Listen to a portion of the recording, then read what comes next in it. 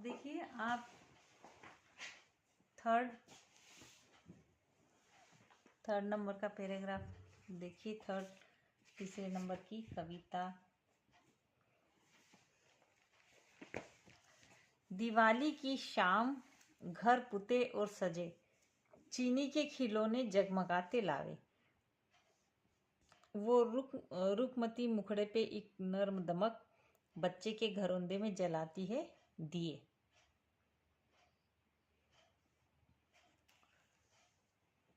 पहले इसके शब्दार्थ देख लीजिए। शब्दार्थ के बाद फिर हम इसकी व्याख्या करेंगे। शब्दार्थ बहुत सरल है। दिवाली की शाम घर पुते, पुते मतलब पुताई करना, घरों पर रंग रोगन किया जाता है।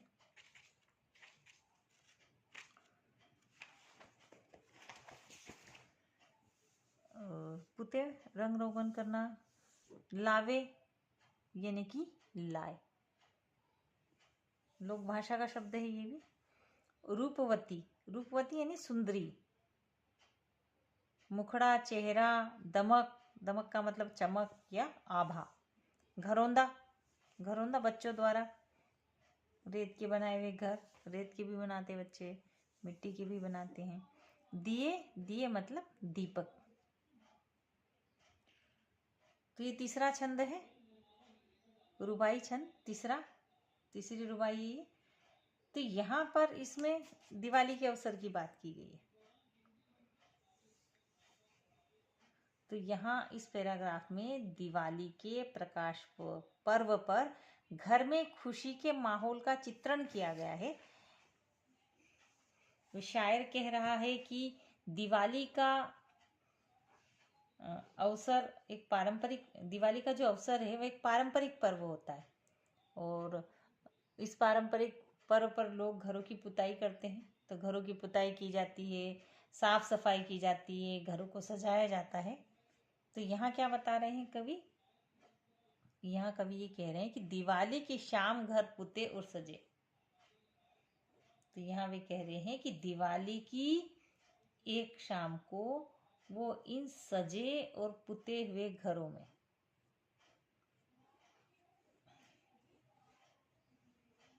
समझ में? दिवाली की शाम घर पुते और सजे। तो दिवाली की शाम है और घर कैसा है? घर पूरी तरह से रंग रोगन किया हुआ है, यानी घरों को सजाया भी गया है। तो यहाँ पर चीनी के खिलौने जगमगाते लावे।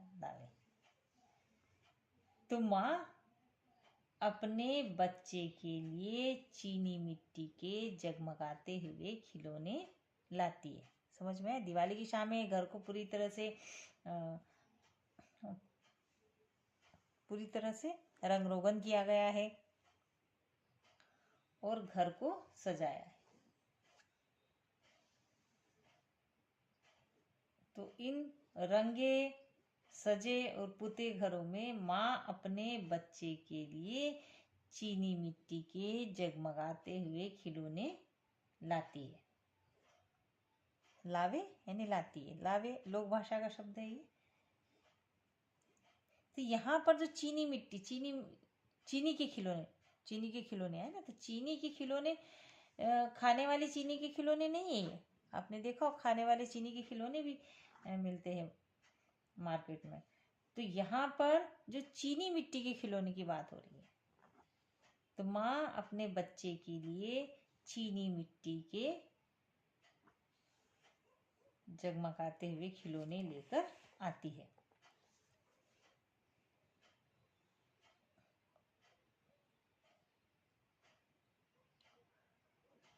वो रूपमती मुखड़े पे एक नर्म दमक, बच्चे के घरौंदे में जलाती दिए।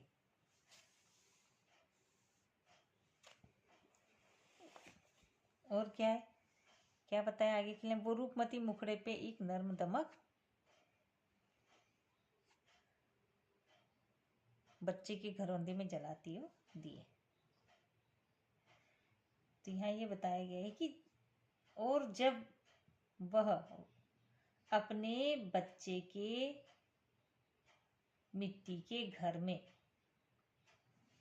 एक दिया जलाती है, यानी कि अपने बच्चे के घर को भी रोशन करती है। जैसे बाकी घरों को उसने रोशन किया है, दिए जलाए हैं, तो यहाँ भी अपने बच्चे के घरोंदे में, घर में उसमें दिया जलाया हुआ है। तो ऐसे करते समय उस दिए की झिलमिलाती रोशनी में माँ का चेहरा एक अद्भुत और कोमल आभा से दमक उठता है। समझ में आया? वो रूपवती मुखड़े पे एक नर्म दमक बच्चे के घरौंदे में जलाती है दिए। तो माँ जैसे पूरे घर में दिए जलाती है, घर को जगमग करती है, वैसे ही यहाँ पर वो अपने बच्चे के घर में दिया जलाती है। और ऐसे करते समय उस दिए की झिलमिलाती रोशनी में माँ का चेहरा एक अद्भुत और कोमल आभा से दमक उठता है।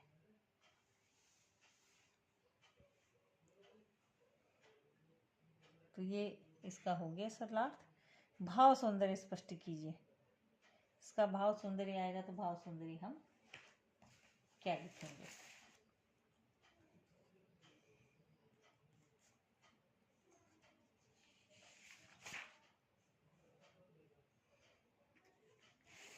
देख लेते हैं भाव सौंदर्य। तो दिवाली की जगमग सज्जा, नया रंग रोगन, मिट्टी के खिलौने, दीपक जलाना, ये सारे दृश्य दिवाली के उत्सव को हमारी आंखों के सामने साकार कर देती है। ऐसे भी लिख सकते हो और आप ऐसे भी अपनी भाषा में लिख सकते हैं सरल से शब्दों में कि लेखक ने यहाँ दिवाली की शाम का मनोरम वर्णन किया है। तो दिवाली के समय घर को किस तरह से रंग रोगन किया गया है, रंग रोगन किया गया है और घर को सजाया गया है, और बच्चा भी अपने मिट्टी के घर में माँ उसके दीपक से रोशनी करती है। तो भाव सौंदर्य में क्या लिखेंगे? भाव सौंदर्य में दिवाली की जगमग सज्जा, नया रंग रोगन, मिट्टी के खिलौने, दीपक जलाना, ये सारे दृश्य दिवाली के उत्सव को हमारे आंखों के सामने साकार करते हैं। और माँ की ममता, कोमलता और दमक ये बहुत ही सुंदर और स्वाभाविक बन पड़ी है। और शिल्प सौंदर्य में यहाँ पर सबसे पहले बिंब भाषा, तो आपको पता ही है, भाषा मैंने बताई थी कि ये लाइन सब में लिखनी है। हिंदी उर्दू मिश्रित भाषा का प्रयोग किया गया है। और भाषा सरल, सहज और कोमल है। यहाँ तो सरल, सहज और कोमल भाषा का प्रयोग किया गया है। और देखिए बिंब आप चारों लाइन में बिंब है, तो ये चारों लाइन में दृश्य बिंब है। दृश्य बिंब है तो देखिए आप यहाँ पर ये दिवाली की शाम घर पुते और सजे, है ना, रंग रोगन से पुते और सजे घर, यहाँ पर दृश्य बिंब है। फिर दूसरी लाइन देखिए, चीनी के खिलौने जगमगाते लावे, चीनी के जगमगाते खिलौने, यहाँ भी दृश्य बिंब है। फिर थर्ड लाइन, वो रूपमती के मुखड़े पे एक नर्म दमक यानी सुंदर चेहरे पर मधुर आभा आती, इसमें भी दृश्य बिंब है। लास्ट लाइन है, बच्चे के घरोंदों में जलाती दिए, तो घरोंदों के बीच दीपक जलाना, यहाँ भी दृश्य बिंब है। तो चारों लाइन में दृश्य बिंब है। तो जब भी शिल्प सौंदर्य आएगा तो शिल्प सौंदर्य में जब आप लिखेंगे क्या दृश्य बिंब का प्रयोग किया गया है, तो ये आप लाइन भी लिखना कविता की, तभी आपको पूरे मार्क्स मिलेंगे। फिर अगला बिंदु हम शिल्प सौंदर्य में लिखेंगे कि लोक भाषा का प्रयोग किया गया है। लोक भाषा कहाँ, मैंने अभी शब्द बताया था लावे, तो ऐसे बताना है। और छंद बताना है, छंद भी सभी कविता में एक ही आएगा। रुबाई छंद का प्रयोग किया गया है।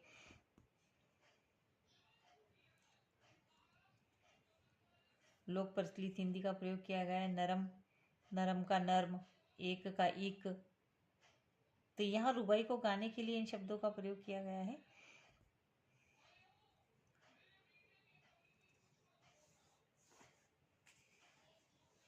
तो इतना आपको समझ में आ गया होगा कि भाव सौंदर्य संबंधी क्वेश्चन आंसर है। अर्थग्रहण संबंधी प्रश्न उत्तर में इसमें कौन कौन से क्वेश्चन पूछे जा सकते हैं, कौन कौन से क्वेश्चन बनते हैं। कविता तो बहुत सरल है, तो ये कविता इतनी आसान है, कोई सा भी क्वेश्चन पूछे आप आराम से जवाब दे सकते हैं। तो पहला क्वेश्चन है, दिवाली के दिन घर की साज सज्जा कैसे होती है, कैसे होती है। तो ये लिखेंगे, दिवाली के दिन घर को साफ सुंदर किया जाता है, घर में रंग रोगन किया जाता है, यानी कि पुताई की जाती है, घर को सजाया जाता है, ये आएगा। और दिवाली के दिन माता बच्चे के लिए क्या लेकर आती है, क्या लेकर आती है, सेकेंड लाइन में आपको मिल जाएगा कि दिवाली के दिन माँ अपने बच्चे के लिए चीनी मिट्टी के जगमगाते हुए खिलौने लेकर आती है।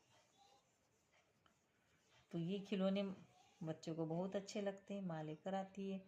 अगला क्वेश्चन है, बच्चे के लिए दिए जलाते समय माता के चेहरे का भाव कैसा आता है। चेहरे के भाव पर क्या है,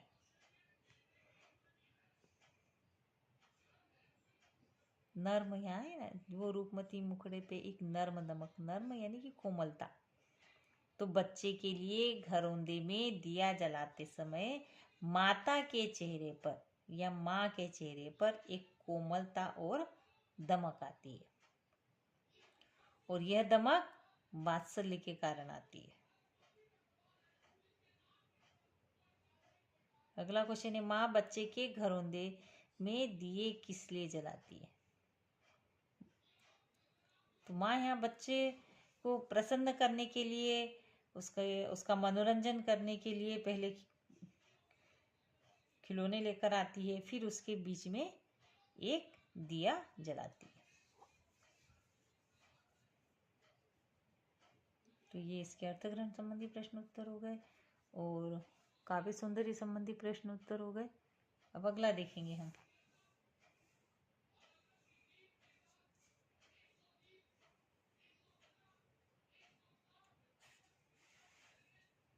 आंगन में ठुनक रहा, आंगन में ठुनक रहा है, जिद आया है।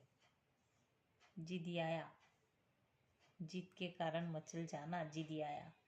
बालक तो हई चांद पे ललचाया है। बालक तो हई यानी है ही, इसका अर्थ होगा है ही। दर्पण उसे देख कह रही है माँ। दर्पण शीशा,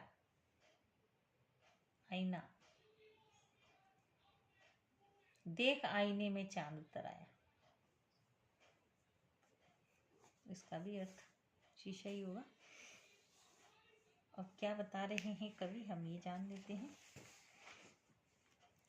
तो ये हमारी फोर्थ रुबाई है। तो यहाँ पर बच्चा चांद लेने की जिद कर रहा है और माँ उसे बहला रही है। तो इस दृश्य में कवि ने क्या वर्णन किया है, आंगन में ठुनक रहा जिद आया है। आंगन में ठुनक रहा जिद आया है। जिद आया, जिद करना। ठुनक रहा, ठुनकना यानी कि बनावटी तौर पर रोना। तो बच्चा आंगन में मचल रहा है, जिद कर रहा है। बालक तो है चांद पे ललचाया है। तो ये जो बालक है, बालक का मन चांद की ओर आकर्षित हो गया है और वह उसे लेने के लिए जिद कर रहा है, माँ से मांग रहा है कि मुझे चांद दे दो। समझ में, आंगन में ठुनक रहा है, जिद आया है, बालक तो है चांद पे ललचाया। तो क्या कह रहा है यहाँ कवि कि बालक यानी कि जो बच्चा है वो मचल रहा है, जिद कर रहा है, क्योंकि जो बच्चा है, जो बालक है, वह चांद की ओर आकर्षित हो गया है और उसे लेने के लिए जिद कर रहा है।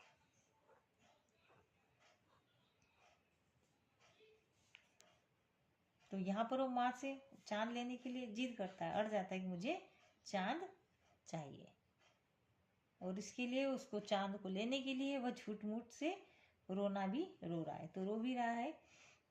दर्पण उसे देख कह रही है माँ, देख आईने में चांद उतर आया। दर्पण दे उसे दे के कह रही माँ। तो माँ उसके हाथों में दर्पण देकर बहलाती है कि देख चांद उतर आया, कि चांद इस दर्पण में आ गया है। तो पहले माँ उसको, बच्चे को, उसका खुद का प्रतिबिंब भी दिखाती है, क्योंकि बच्चे की माँ के लिए तो बच्चा चांद का टुकड़ा है ही। तो इस तरीके से माँ यहाँ समझा रही है, साथ ही साथ उसे चांद का प्रतिबिंब भी दिखा रही है, चांद का प्रतिबिंब दिखाती है आईने में। क्योंकि बच्चा तो इस बात को नहीं समझेगा कि मैं चांद कैसे हुआ, तो इसलिए वो प्रतिबिंब दिखाती है चांद का। इसलिए हम यहाँ पर जो अर्थ लेंगे, आईने में चांद उतर आया है, तो क्या बताएंगे कि माँ बच्चे को चांद का प्रतिबिंब आईने में दिखा रही है। प्रतिबिंब दिखा रही है यानी कि चांद को आईने में दिखा रही है, और कह रही है कि देख आईने में चांद आ गया, चांद उतर कर आ गया है। तो यहाँ पर बच्चा इस बहल जाएगा, इसलिए माँ उसको आईने में दिखाती है चांद की देख चांद उतर आया है।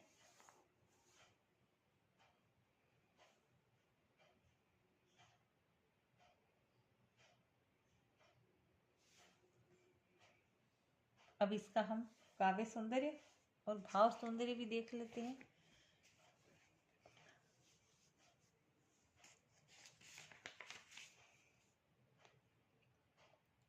बच्चा चांद को लेने की जिद कर रहा है, और चांद के लेने के लिए वह झूठ मूठ का रो भी रहा है, यानी कि ठुनक रहा है।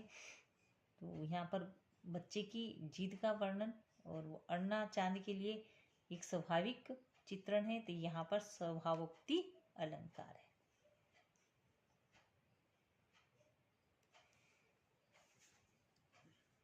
और शिल्प सौंदर्य में देखिए, शिल्प सौंदर्य में आपको भाषा सरल सहज है, और जिदियाया और है शब्द का प्रयोग विशेष रूप से किया गया है। तो जिदियाया में संज्ञा को क्रिया में बदल दिया गया है, और है ही है इसका उच्चारण। तो है ही की जगह है ही कर दिया, तो इससे क्या हो गई कि उच्चारण में कोमलता आ गई।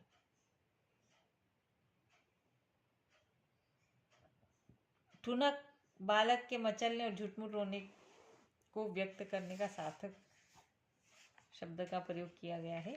और रस मैंने बताया था शुरू में कि चारों जो कविता है आपकी पांच है, तो इनमें सब में ये फर्स्ट टू पहली चार वात्सल्य रस है ही। इनमें बच्चे का वर्णन है चारों कविताओं में। ये आंगन में ठुनक रहा, यहाँ भी वात्सल्य रस ही आएगा। ये चौथी कविता है, इन चारों कविता में वात्सल्य रस आएगा।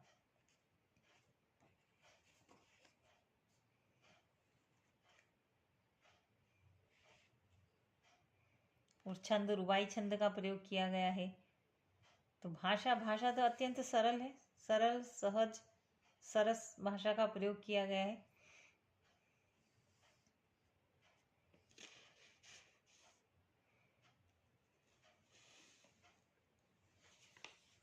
इसके अब अर्थग्रहण संबंधी प्रश्न देख लेते हैं, फिर आगे का करेंगे। बच्चे की ठुनक और जिदियाने का चित्रण अपने शब्दों में प्रस्तुत करें।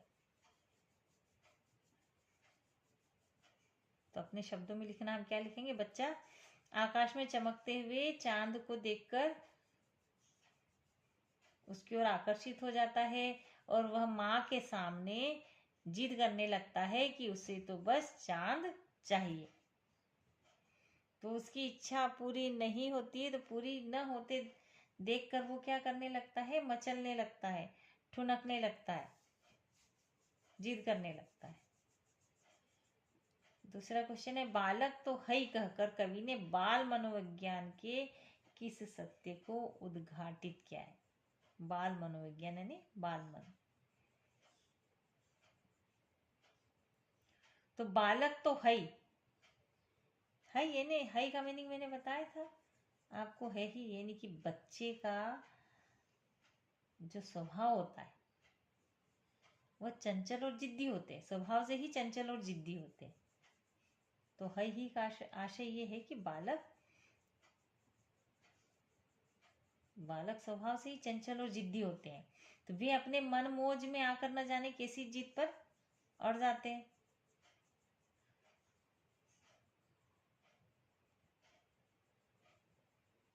ये अगला क्वेश्चन, माँ चांद के बदले अपने बेटे को कैसे रिझाती है। तो माँ एक आईना या दर्पण भी कह सकते हो हाथ में लेकर चांद का प्रतिबिंब उस दर्पण में दिखाती है, उस आईने में दिखाती है और बेटे को दिखाकर उसे प्रसन्न करती है। फिर नेक्स्ट क्वेश्चन है, माँ चांद को दर्पण में कैसे उतारती है। तो माँ कैसे उतारती, माँ आकाश में खिलते हुए चांद का प्रतिबिंब दर्पण में उतारती है, फिर अपने बेटे को कहकर रिझाती है कि देख चांद दर्पण में उतर आया है।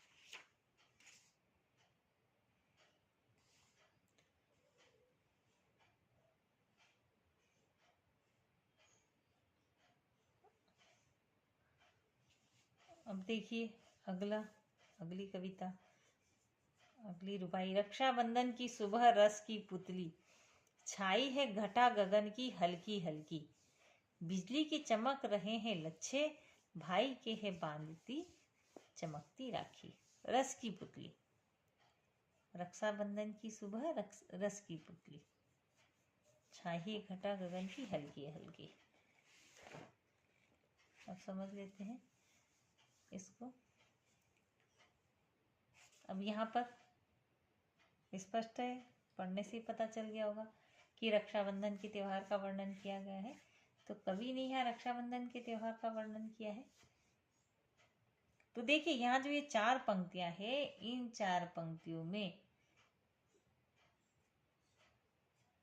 रक्षाबंधन कैसे मनाया जाता है, कब आता है और मौसम कैसा होता है, तो ये सब कुछ इन 4 पंक्तियों में आ गया, 4 पंक्तियों में बता दिया कवि ने। यहाँ पर एक रस की पुतली आया है, ये देखिए कविता में, रक्षाबंधन की सुबह रस की पुतली। तो ये जो पंक्ति यहाँ पर है रस की पुतली, तो रक्षाबंधन की सुबह रस की पुतली थी। यहाँ हम इसको किस अर्थ में रखेंगे ये बता देती हूँ मैं। तो क्योंकि जो आपकी आरोह भाग 2 में यहाँ पर लिखा हुआ है कि क्या है, तो वही बता रही हूँ मैं कि रस की पुतली का अर्थ है मीठे रस से भरी हुई वह सुबह। ठीक है, इसका अर्थ यहाँ ये मीठे रस से भरी हुई सुबह। रक्षाबंधन एक मीठा बंधन है, मधुर बंधन है, भाई बहन के स्नेह से सिक्त वह मधुर सुबह है। तो इस रस की पुतली का अर्थ हम क्या लेंगे, रक्षाबंधन की मधुर सुबह। तो पाठ में जो सार दिया है, तो परिचय में ये बताया गया है। तो जो पाठ का सार दिया आपके एनसीईआरटी बुक का, उसके अनुसार यहाँ पर रक्षाबंधन की वह मधुर सुबह जब आकाश में बादल छाए हुए हैं, तो इस अर्थ में ही हम यहाँ लेंगे। क्योंकि आप दूसरी हेल्प बुक में देखेंगे तो यहाँ रस की पुतली बहन के लिए भी कहा गया है, और जो आपकी बुक है उसमें स्पष्ट रूप से इसमें लिखा हुआ है रक्षाबंधन की वह मधुर सुबह जब आकाश में बादल छाए हुए हैं।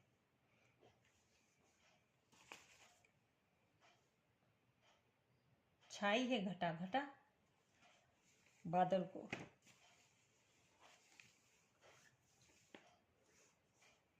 तो घटा घटा का तो बादल होता है, हल्के हल्के बादल छाए हुए हैं। क्यों छाए हुए, क्योंकि सावन का महीना है, रक्षाबंधन आती सावन के महीने में, तो सावन के महीने में हल्के हल्के बादल छाए हुए हैं, बिजली की तरह चमक रहे लच्छे, बिजली की तरह, जैसे आकाश में बिजली चमकती है, बादलों, आकाश में बादलों के बीच में आपने देखा होगा बिजली चमकती है, तो बादलों में बिजली चमकती है, वैसे ही राखी के धागे, राखी के धागे जो धागों का समूह है, जो तार है, वो चमक रहे, यानी कि राखी के धागे चमक रहे। भाई के है बांधती चमकीली राखी, और यह चमकती हुई राखी एक बहन अपने भाई की कलाई में बांधती है। तो जब ये भाई की कलाई में बांधती है तो ये और भी चमक उठती है।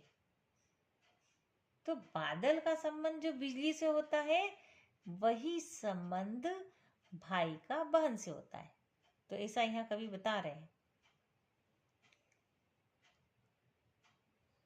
समझ में आया?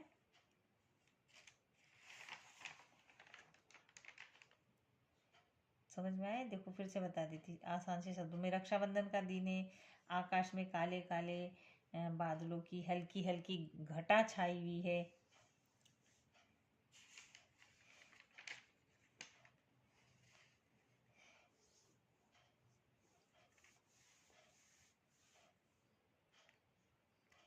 क्यों छाई हुई? क्योंकि सावन का महीना है और आकाश में बिजली चमकती है। तो जैसे बिजली चमकती है वैसे ही राखी के धागे चमक रहे हैं।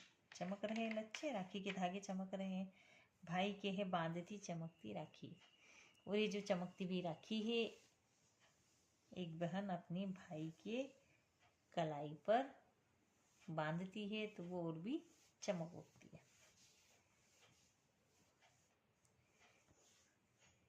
अब इसका हम काव्य सुंदरी भाव सुंदरी देख लेते हैं। भाषा भाषा सरल सहज सरस है, ये तो आपको लिखना ही है, कॉमन ही है। छंद रुबाई छंद है, फिर उपमा अलंकार है।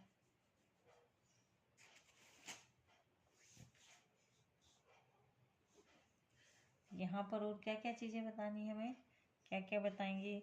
एक तो कि राखी के पर्व का अत्यंत मनोरम चित्रण किया गया है, ये हम भाव सुंदरी लिखेंगे तो ये बताएंगे। तो ये एक सजीव चित्रण प्रस्तुत करता है।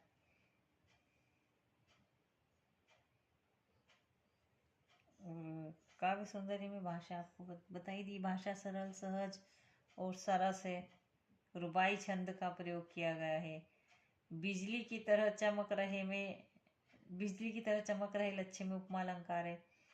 अब देखिए हल्की हल्की हल्की हल्की में पुनरुक्ति प्रकाश अलंकार है। तो ये हो गई आपकी रुबाइयाँ कंप्लीट।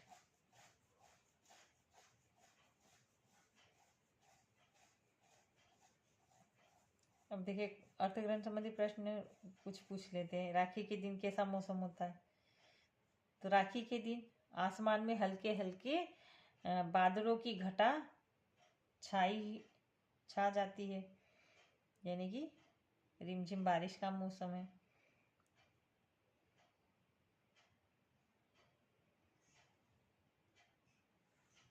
तो राखी बांधती बहन की मनोदशा का चित्रण कीजिए। तो मनोदशा यानी मन की दशा। तो राखी बांधती बहन बहुत प्रसन्न है और उसकी प्रसन्नता द्वारा लाई गई राखी चमक रही है। तो ये आज का पाठ यही समाप्त होता है। ये रुबाई हमारा आज खत्म हो गया है, और इससे संबंधित आपको यदि कोई भी डाउट हो तो आप मुझसे पूछ सकते हैं। आशा है आपको समझ में आ गया होगा। धन्यवाद। हटा दीजिए।